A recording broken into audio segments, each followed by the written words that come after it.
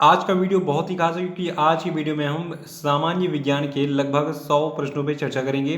देखिए ये 100 प्रश्न रेलवे में पूछे गए हैं पुरानी परीक्षाओं में। तो ये प्रीवियस ईयर क्वेश्चन है और ये आपकी आगामी रेलवे एनटीपीसी और ग्रुप डी की परीक्षा के लिए मोस्ट इंपॉर्टेंट है। तो सारे प्रश्नों को ध्यान से सुनते रहिए और सारे फैक्ट को जितने मैं बताऊँगा उनको याद करते रहिएगा। तो चलिए शुरू करते हैं इस वीडियो को। देखिए इससे पहले बता दूं, अगर आप इस चैनल पर नए हैं तो चैनल को भी सब्सक्राइब कर लीजिएगा, साथ में जो बेल आइकन है उसको भी प्रेस कर दीजिएगा और वीडियो को लाइक और शेयर भी कर दीजिएगा। तो चलिए स्टार्ट करते हैं इस वीडियो को। देखिए पहला प्रश्न है कि आर एच फैक्टर किससे संबंधित है। देखिए जो आपका आर एच फैक्टर है ये आपका ब्लड यानी कि रक्त से संबंधित है। देखिए बिल्कुल ऐसे ही वन लाइनर प्रश्न एग्जाम में आते हैं और ये सभी प्रीवियस ईयर क्वेश्चन है, ठीक है। तो आर एच फैक्टर संबंधित है ब्लड यानी कि रक्त से, और जो आपका आर एच फैक्टर है इसके खोजकर्ता का नाम है लैंड स्टीनर और विनर, ठीक है। लैंड स्टीनर और विनर ने आर एच फैक्टर की खोज की थी। और जो आपका ब्लड प्रेशर यानी कि रक्तचाप होता है ये नियंत्रित होता है एड्रीनल ग्लैंड से। याद रखिएगा कि जो आपका ब्लड प्रेशर होता है इसको हिंदी में हम कहते हैं रक्तचाप, और रक्तचाप यानी कि ब्लड प्रेशर नियंत्रित होता है एड्रीनल ग्रंथि से। और देखिए जो आपका ब्लड यानी कि रक्त होता है इसको शुद्ध करता है हमारा किडनी यानी कि वृक्क। देखिए प्रश्न के रूप में ये एग्जाम में कैसे पूछा जाता है कि ब्लड का प्यूरिफिकेशन कौन सा आर्गन करता है, तो ब्लड का शुद्धिकरण करता है वृक्क यानी कि किडनी। अगला है रक्त के शुद्धिकरण की प्रक्रिया क्या कहलाती है। तो देखिए ब्लड के शुद्धिकरण की प्रक्रिया को हम डायलिसिस कहते हैं। और अगला है मूत्र। देखिए मूत्र का जो निर्माण होता है ये हमारे किडनी यानी कि वृक्क में ही होता है। और जो पर किडनी होता है, किडनी का भार होता है 150 ग्राम। तो किडनी का वजन कितना होता है 150 ग्राम, याद रखिएगा। और देखिए जो मानव गुर्दा यानी कि मानव का किडनी होता है इसमें बनने वाली जो पथरी होती है ये कैल्शियम ऑक्जेलेट की बनी होती है। देखिए ये प्रश्न UPSC, PCS, SSC, bank, railway मतलब सब में अब तक पूछा चुका है। तो ये रेलवे के प्रीवियस ईयर एग्जाम का प्रश्न है कि मानव गुर्दे में बनने वाली जो पथरी होती है ये किसकी बनी होती है, ये बनी होती है कैल्शियम ऑक्जेलेट की। अगला है ब्लड। देखिए जो का ब्लड यानी कि रक्त होता है, तो रक्त जो होता है ये आपका क्षारीय होता है और रक्त का पीएच मान कितना होता है 7.4 होता है। याद रखिएगा कि जो का ब्लड होता है ये क्षारीय होता है और इसका पीएच मान 7.4 होता है। और आप कभी भी जाते होंगे डॉक्टर के पास तो वो उसके पास एक मशीन होती है जिसे वो आपका ब्लड प्रेशर यानी कि रक्तदाब नापता है, और उस मशीन का नाम होता है स्पिग्नो मैनोमीटर। ये प्रश्न एग्जाम में कई बार पूछा चुका है कि रक्तदाब यानी कि ब्लड प्रेशर मापने वाले यंत्र को क्या कहते हैं, इसको हम कहते हैं स्पिग्नो मैनोमीटर। और देखिए जो आपका सर्वप्रथम रक्त परिसंचरण तंत्र है इसका अध्ययन किया था विलियम हार्वे ने। और देखिए शरीर से हृदय की ओर रक्त ले जाने वाली जो रक्त वाहिनी है ये कहलाती है शिरा। याद रखिएगा कि शरीर से हृदय की ओर रक्त ले जाने वाली जो रक्त वाहिनी होती है ये शिरा कहलाती है। और हृदय से शरीर की ओर रक्त ले जाने वाली जो रक्त वाहिनी होती है इसको हम धमनी कहते हैं। तो धमनी और शिरा में ये दोनों अंतर है। याद रखिएगा जो आपकी धमनियाँ होती हैं, ठीक है, तो धमनियाँ हृदय से शरीर की ओर रक्त ले जाती हैं प्योर करके, और जो शिराएँ होती हैं ये जो इम्प्योर ब्लड होता है उसको शुद्धिकरण के लिए जो है शरीर से हृदय की ओर ले आती हैं वापस। और अगला है हृदय की धड़कन का नियंत्रक कौन है। तो देखिए जो आपका पेसमेकर होता है ये हृदय की धड़कन का नियंत्रक होता है। और जराविक सेवन क्या है। देखिए जो आपका जराविक सेवन है ये कृत्रिम हृदय है यानी कि सिंथेटिक हार्ट है। और शरीर में देखिए ऑक्सीजन का जो परिवहन है ये रक्त के द्वारा होता है। देखिए जो आपका हीमोग्लोबिन होता है, ठीक है, तो हीमोग्लोबिन क्या करता है ये ऑक्सीजन को कैरी करता है पूरे बॉडी में, ऑक्सीजनेटेड ब्लड प्रोवाइड करता है पूरे बॉडी में, ठीक है। तो शरीर में ऑक्सीजन का परिवहन कौन करता है, रक्त यानी कि ब्लड करता है। और देखिए जो आपका बाइल यानी कि पित्त होता है, तो पित्त जो है ये हरे रंग का एक क्षारीय द्रव होता है और पित्त का जो पीएच मान होता है ये आपका होता है 7.7, ठीक है। तो पित्त का पीएच मान कितना होता है 7.7 होता है। और पित्त स्रावित कहाँ से होता है। देखिए जो आपका बाइल यानी कि पित्त है ये स्रावित होता है आपके लीवर यानी कि यकृत के द्वारा। देखिए बहुत लोग कंफ्यूज होते हैं यकृत सुन के। देखिए लीवर को ही हम यकृत कहते हैं हिंदी में। और देखिए जो आपका यकृत यानी कि लीवर है इसमें जो है भविष्य के लिए भंडारित रहता है विटामिन ए, ठीक है। तो एग्जाम में प्रश्न पूछा भी जाता है कि हमारे शरीर का कौन सा अंग है जिसमें जो है विटामिन ए भंडारित होता है। तो जो आपका यकृत यानी कि लीवर है इसमें भविष्य के लिए विटामिन ए जो है भंडारित होता है। और जो का पित्त यानी कि बाइल होता है ये पित्ताशय में जमा होता है। और देखिए एक बीमारी है हाइड्रोफोबिया। तो जो आपका हाइड्रोफोबिया रोग होता है ये कुत्ते के काटने से होता है, ठीक है। देखिए हाइड्रोफोबिया मतलब क्या हो गया, पानी से आदमी को भय लगने लगता है, ठीक है। तो हाइड्रोफोबिया यानी कि पानी से जो भय लगने वाला रोग है हाइड्रोफोबिया, ये कुत्ते के काटने से होता है। और देखिए जो आपका हाइड्रोफोबिया रोग है ये एक वायरस यानी कि विषाणु के कारण होता है। और जो आपका विषाणु है, देखिए विषाणु की खोज इवानोवस्की ने की थी, ठीक है। तो विषाणु यानी कि वायरस की खोज किसने की थी? इवानोवस्की नामक एक वैज्ञानिक ने। और विषाणुओं का अध्ययन क्या कहलाता है? देखिए विषाणुओं के अध्ययन को हम कहते हैं वायरोलॉजी। और आपको बता दूं एक बीमारी है रानीखेत, ठीक है। तो रानीखेत बीमारी फैलती है वायरस के यानी कि विषाणु के द्वारा। और जंतुओं में होने वाली फूट एंड माउथ रोग जो होती है ये विषाणु के कारण होती है। याद रखिएगा कि जो आपके जंतु यानी कि जानवर होते हैं उनमें जो आपका फूट एंड माउथ रोग होता है जिसको मुख पका और खुरपका कहते हैं, ठीक है। तो ये बीमारी होती है वायरस के कारण।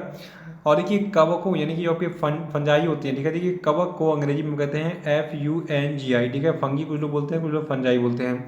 तो फंजाई यानी कि कवकों के अध्ययन को हम कहते हैं माइकोलॉजी।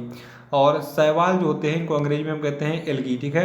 ALGAE स्पेलिंग होती है। और एल्गी यानी कि शैवालों का अध्ययन कहलाता है फाइकोलॉजी। तो कवकों का अध्ययन माइकोलॉजी हो गया, शैवालों का अध्ययन हो गया फाइकोलॉजी। और देखिए जो आपके शैवाल होते हैं, शैवालों की जो कोशिका भित्ति होती है ये बनी होती है सेल्यूलोज की, ठीक है। याद रखिएगा कि शैवालों की कोशिका भित्ति सेल्यूलोज की बनी होती है। और जो आपका जीवाणु यानी कि बैक्टीरिया है, देखिए बैक्टीरिया की खोज एंटोनी वॉन ल्यूवेनहॉक ने की थी। किसने की थी? एंटोनी वॉन ल्यूवेनहॉक ने। और ये आपका ध्वनि होता है यानी कि साउंड होता है, तो ध्वनि का वेग सर्वाधिक होता है ठोस में। ये देखिए विज्ञान का प्रश्न जो है एग्जाम में रेलवे के बहुत बार रिपीट हो चुका है कि ध्वनि का वेग सबसे अधिक किसमें होता है? तो वहाँ पे आंसर होगा सॉलिड लिक्विड गैस, ठीक है। विकल्प होगा तो उसमें आपको सॉलिड यानी कि ठोस चुनना होगा।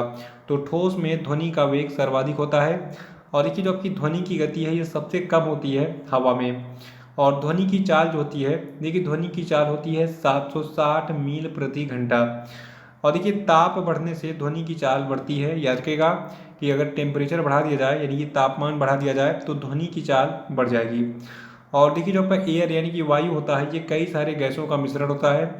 और इसके लिए मैंने एक स्पेशल वीडियो भी बनाया है उसमें वायुमंडल का, ठीक है। उसमें मैंने बताया है कि हमारे वायुमंडल में कौन कौन सी गैसें किस मात्रा में उपलब्ध हैं। उसकी लिंक मैं आपको नीचे डिस्क्रिप्शन बॉक्स में दे दूंगा, वो वीडियो आप देख लीजिएगा। NCERT के डाटा के आधार पर मैंने वो वीडियो बनाया था, तो उस वीडियो को देख लीजिएगा, पहले इसको कंप्लीट कर लीजिए। तो याद रखिएगा कि वायु यानी कि एयर जो है ये गैसों का मिश्रण होता है।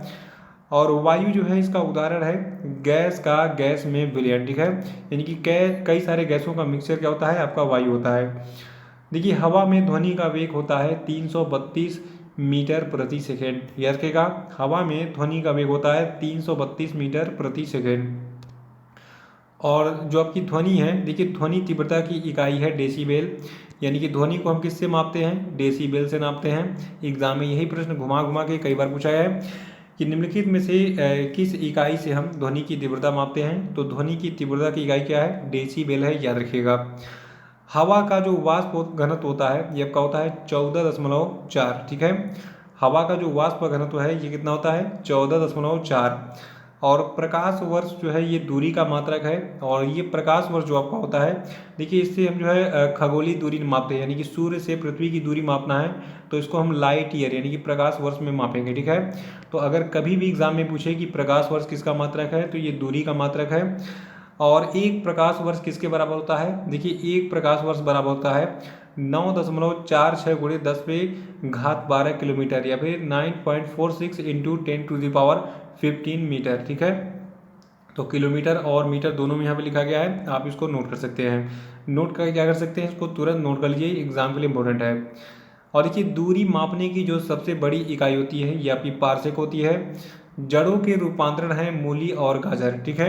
देखिए ये प्रश्न भी बहुत बार एग्जाम में पूछा चुका है कि जो आपके मूली और गाजर होते हैं ये किसके रूपांतरण हैं? तो देखिए आपकी रूट्स यानी कि जो जड़ें होती हैं इनका रूपांतरण है मूली और गाजर। और तने के रूपांतरण है आलू और प्याज। अगर एग्जाम में पूछा जाए कि आलू क्या है और प्याज क्या है तो आलू और प्याज जो है दोनों तने हैं, ठीक है। और नेक्स्ट आपका है पिट्यूटरी ग्लैंड यानी कि पिट्यूटरी ग्रंथि। देखिए जो कि पिट्यूटरी ग्रंथि है ये पाई जाती है मस्तिष्क में। और मास्टर ग्रंथि कहलाता है पिट्यूटरी ग्लैंड, ठीक है। देखिए पिट्यूटरी ग्लैंड जो होती है इसको हिंदी में हम कहते हैं पीयूष ग्रंथि, और इसको हम कहते हैं मास्टर ग्लैंड ऑफ बॉडी। और देखिए शरीर की जो सबसे छोटी ग्रंथि होती है या पिट्यूटरी ग्लैंड ही होती है। और आपको बता दूं 2 वंशागत रोग वर्णांता और हीमोफीलिया है। यानी कि हीमोफीलिया जो होता है और वर्णांता यानी कि कलर ब्लाइंडनेस जो होता है, ये दोनों जो है जेनेटिक रोग होता है, यानी कि वंशानुगत रोग होता है, यानी कि ये जो है बाप से उनके बच्चों में फैलेगा, फिर इनसे जो है इनके बच्चों में फैलेगा, ये ऐसे ही फैलता जाएगा। ठीक है, तो इसको हम कहते हैं वंशानुगत रोग। और आपको बता दूँ, सर्वप्रथम मनुष्यों में वर्णांता का जो वर्णन है ये किया था हेर्नर ने 1876 में। ठीक है, और नेक्स्ट आपका है, एक वर्णांत व्यक्ति में पहचान करने की क्षमता नहीं होती है हरा और लाल रंग की। देखिए, अगर आप रेलवे की परीक्षा की तैयारी कर रहे हैं तो वहाँ पे आपका कलर विजन टेस्ट होता है। चेक करते हैं वो लोग कहीं आप कलर ब्लाइंड तो नहीं है। देखिए, जो लोग कलर ब्लाइंड होते हैं उनको लाल रंग हरा दिखाई देता है और हरा रंग जो है ये वो लाल दिखाई देता है। ठीक है, तो हरा और लाल रंग की पहचानने की जो है क्षमता नहीं होती है एक वर्णांत व्यक्ति यानी कि कलर ब्लाइंड व्यक्ति में। और ये जो आपका थायरॉक्सिन है ये आपका एक हार्मोन होता है और ये स्रावित होता है थायराइड ग्रंथि के द्वारा। ठीक है, तो थायरॉक्सिन हार्मोन का श्रावण कौन करता है? थायराइड ग्लैंड करता है। देखिए, जो आपका जठर रस होता है, जठर रस में पाया जाता है हाइड्रोक्लोरिक अम्ल। ठीक है, और नेक्स्ट आपका है लाइकेन। देखिए, जो आपके लाइकेन होते हैं इनमें परस्पर सहजीवी मौजूद होते हैं कवक और शैवाल, यानी कि जो आपका कवक होता है और शैवाल होता है ये दोनों साथ साथ में रहते हैं और एक संरचना का निर्माण करते हैं, इसको हम कहते हैं लाइकेन। और देखिए, जो आपका प्रोटीन होता है, प्रोटीन का पाचन छोटी आंत में होता है यानी कि स्मॉल इंटेस्टाइन में होता है। ये प्रश्न भी एग्जाम में बहुत बार पूछा चुका है कि प्रोटीन का पाचन किस अंग में होता है, तो ये छोटी आंत में होता है। ठीक है, देखिए, मनुष्य में पाचन प्रारंभ होता है मुख से ही और पचे हुए भोजन का जो अवशोषण है ये छोटी आंत यानी कि स्मॉल इंटेस्टाइन में होता है। और ये जो आपका स्लाइवा यानी कि लार होता है, तो लार में पाया जाने वाला एंजाइम कहलाता है टाइलिन। और देखिए, टीबिया नामक जो हड्डी होती है ये पाई जाती है टांग में। आपका जो टांग होता है उसमें टीबिया नामक एक जो है हड्डी पाई जाती है। ठीक है, और मानव शरीर का वह अंग जिसमें हड्डियों की संख्या सर्वाधिक होती है आपकी उंगली है, यानी कि जो कि उंगलियां होती हैं उनमें हड्डियों की संख्या सबसे ज़्यादा होती है। और भोजन पचाने में सहायक होता है एंजाइम, यानी कि जो आपके एंजाइम होते हैं या कोई भोजन को पचाने में सहायक होते हैं। और देखिए, एंजाइम को इसीलिए हम कहते हैं बायो कैटालिस्ट। ठीक है, बायो कैटालिस्ट कहते हैं किसको? हम एंजाइम को। और देखिए, एंजाइम जो होती है इसकी रचना होती है अमीनो अम्ल से। ठीक है, यानी कि जो आपके एंजाइम्स होते हैं ये एमिनो अम्ल से बने होते हैं, एमिनो एसिड से बने होते हैं। देखिए, जो आपकी पाचन की क्रिया है, पाचन की क्रिया में प्रोटीन बदल जाते हैं एमाइनो एसिड में। देखिए, जो कि प्रोटीन होते हैं इनको हम कहते हैं बिल्डिंग ब्लॉक ऑफ बॉडी। ठीक है, याद रखिएगा, प्रोटीन को हम कहते हैं बिल्डिंग ब्लॉक ऑफ बॉडी।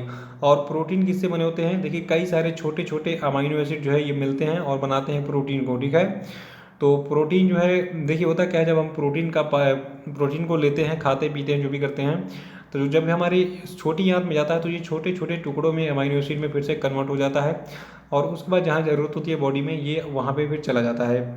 देखिए, आपका एलिमेंट्री कैनाल यानी कि आहार नाल होता है, इसमें स्टार्च के पाचन में अंतिम उत्पाद होता है माल्टोज। और शरीर में एमिनो अम्लों की संख्या कितनी होती है? टोटल 20 होती है। याद रखिएगा कि शरीर में एमिनो एसिड की संख्या कितनी होती है? 20 होती है। और देखिए, शरीर में ऊतकों का निर्माण प्रोटीन से होता है, यानी कि जो हमारा ऊतक यानी कि टिश्यू होता है, तो टिश्यू का फॉर्मेशन किससे होता है? प्रोटीन से। इसीलिए हम कहते हैं प्रोटीन को बिल्डिंग ब्लॉक ऑफ बॉडी। देखिए, जो हमारा शरीर है, ठीक है, तो देखिए पहले क्या होता है, छोटी संरचनाएं होती है कोशिकाएं। तो कोशिकाएं, जब कई सारी कोशिकाएं मिलती हैं तो एक टिश्यू यानी कि ऊतक का निर्माण करती हैं। और जब कई सारे ऊतक मिल जाते हैं तो ये एक अंग का निर्माण करते हैं। और जब कई सारे अंग मिलते हैं तो ये पूरे हमारे बॉडी का निर्माण कर देते हैं। ठीक है, तो कोशिका से बना आपका ऊतक, ऊतक से बना आपका ऑर्गन यानी कि अंग, और अंगों से बना आपका शरीर। तो ये मतलब ऐसे याद रखना है आपको। ये सारी फैक्ट जो है एनसीईआरटी के हैं और इसको आप याद रखिएगा, यही एग्जाम में पूछे जाते हैं। देखिए, हम बात कर रहे थे शरीर में ऊतकों का निर्माण किससे होता है? ये प्रोटीन से होता है। और हड्डियों और दांतों के निर्माण के लिए कैल्शियम और फास्फोरस की जरूरत होती है। देखिए, जो आपका भोपाल गैस कांड है, देखिए ये सबसे अधिक रेलवे का फेवरेट क्वेश्चन है। देखिए, जो आपका भोपाल गैस कांड यानी कि भोपाल गैस ट्रेजेडी है ये 1984 में हुआ था और ये हुआ था मिथाइल आइसोसाइनाइड के रिसाव के कारण। काला हीरा तथा काला सीसा कहते हैं कार्बोनेडो और ग्रेफाइट को। ठीक है, तो काला हीरा किसको हम कहते हैं? कार्बोनेडो को। और काला सीसा कहते हैं हम ग्रेफाइट को। देखिए, ग्रेफाइट का उपयोग जो है, जो आपकी पेंसिल होती है, पेंसिल का जो लीड होता है, ठीक है, तो उसको बनाने में ग्रेफाइट का यूज़ होता है। देखिए, ग्रेफाइट जो होता है ये विद्युत का बहुत ही अच्छा सुचालक होता है, ये भी याद रखिएगा। जीवन रक्षक हार्मोन कहते हैं हम एड्रिनल हार्मोन को, याद रखिएगा एड्रीनल हार्मोन को हम कहते हैं जीवन रक्षक हार्मोन। और देखिए पौधों का मुख्य प्रकाश संश्लेषी अंग होता है पत्ती, ठीक है, यानी कि जो लीफ होता है इसी में प्रकाश संश्लेषण होता है। और ये पत्तियों का जो रंग होता है हरा, ये किसके कारण होता है? क्लोरोप्लास्ट के कारण। इसको हिंदी में हम कहते हैं हरित लवक, ठीक है। तो पत्तियों का रंग हरा होता है क्लोरोप्लास्ट यानी कि हरित लवक के कारण। और देखिए पत्तियों का रंग जो पीला होता है, ये पीला होता है कैरोटीन के निर्माण के कारण। और जो आपका क्लोरोफिल यानी कि पर्णहरित है, देखिए इसमें जो है मुख्य धातु उपस्थित होता है मैग्नीशियम, ठीक है। तो मैग्नीशियम धातु पाया था किसमें? क्लोरोफिल यानी कि पर्णहरित में। ये प्रश्न मतलब सभी परीक्षाओं में लगभग पूछा चुका है, खासतौर से रेलवे में। देखिए वायुमंडल में ऑक्सीजन की मात्रा जो है ये संतुलित होती है प्रकाश संश्लेषण के द्वारा। और पेड़ और पौधे जो होते हैं, तो पेड़ और पौधों द्वारा खाना तैयार करने की प्रक्रिया प्रकाश संश्लेषण कहलाती है, यानी कि फोटोसिंथेसिस कहलाती है। सबको पता होगा, बचपन से आप लोग रटते आ रहे हैं कि प्रकाश संश्लेषण क्या होता है। सूर्य की उपस्थिति में क्या होता है, जो हरे पौधे होते हैं मतलब पौधे होते हैं, ये क्या करते हैं? अपना भोजन बनाते हैं खनिज लवण लेके और वाटर की सहायता से, और वायुमंडल से ये जो है CO2 लेते हैं इस प्रक्रिया में। देखिए जो आपका प्रकाश संश्लेषण है, तो प्रकाश संश्लेषण के लिए आवश्यक है CO2, जल, क्लोरोफिल और सूर्य का प्रकाश। देखिए प्रकाश संश्लेषण की क्रिया जो है ये सबसे अधिक होती है आपकी लाल रंग के प्रकाश में। देखिए एग्जाम में ये प्रश्न बहुत बार पूछा चुका है कि किस रंग के प्रकाश में प्रकाश संश्लेषण की क्रिया सबसे अधिक होती है। तो प्रकाश संश्लेषण की क्रिया जो है ये सबसे अधिक होती है लाल रंग के प्रकाश में। और प्रकाश संश्लेषण में ऑक्सीजन निकलता है उपचयन के द्वारा, ठीक है, जल से, ठीक है। याद रखिएगा कि जल जो होता है, जल के उपचयन के कारण जो है प्रकाश संश्लेषण में ऑक्सीजन निकलता है। तो इसलिए हम कहते हैं कि पौधे जो है हमारे मित्र होते हैं, क्योंकि ये CO2 लेते हैं और O2 यानी कि ऑक्सीजन छोड़ते हैं, और वही ऑक्सीजन फिर हम लोग लेते हैं। तो ये था आपका आज का वीडियो, और कैसा लगा आपको ये वीडियो जरूर कमेंट बॉक्स में बताइए, और इसको अधिक से अधिक लाइक और शेयर कर दीजिए, ठीक है। तो इसी के साथ जय हिंद, जय भारत।